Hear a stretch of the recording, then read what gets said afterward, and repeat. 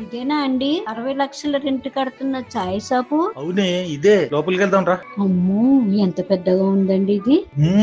నువ్వు కూర్చో, నేను చాయ్ ఆర్డర్ చేసుకుని తీసుకొస్తాను.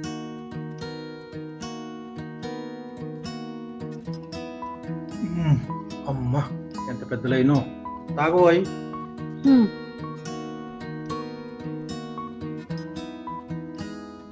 ఏమండి, ఎప్పుడు ఫోన్ చేసినా నీలఫర్లో ఉన్నాను అంటారు. ఇందులో ఏముందండి? ఇంట్లో పెట్టే చాయ్ లాగే ఉంది, కాకపోతే కొంచెం ఎక్కువ పాలు, చక్కెర, చాయ్ పట్టి వేసారు. అంతేముందండి ఇందులో?